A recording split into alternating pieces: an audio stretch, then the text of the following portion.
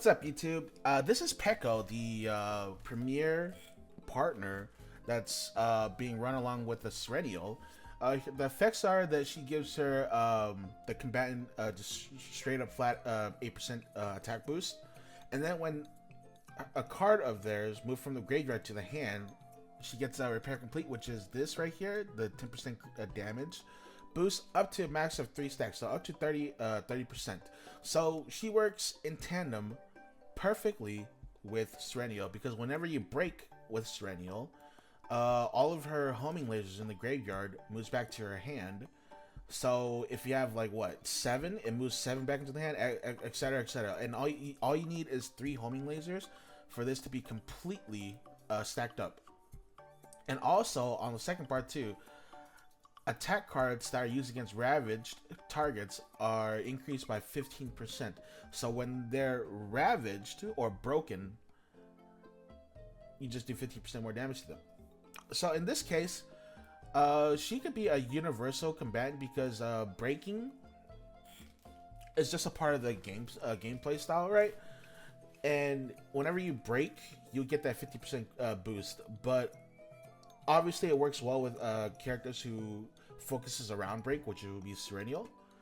But let's see what other units can pair up. Okay, so these are all the hunters in the game right now that can utilize the Peko card right here. I have unfortunately not unlocked Renoa right here, but let's see what we can do with the rest of these characters right here.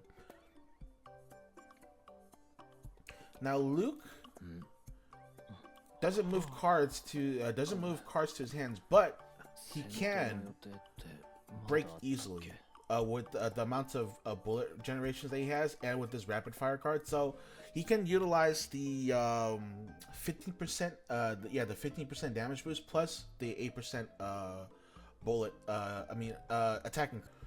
So Renoa could also make use of the Peko partner right here. If you go to her cards right here and you look at Ballad of the Pitch Black and the Flower of Devoured Fate, if for some reason you didn't get the epiphanies that you want, I believe the epiphany that you want would be Ballad of the Pitch Black right here. But however, you can use a skill right here that says move up to 3 Dirge Bullet cards from the draw pile and graveyard to your hand, which means if you have 3 Dirge Bullets in your graveyard, you can move them from the graveyard to your hand, and that will proc Peko's 30% damage boost.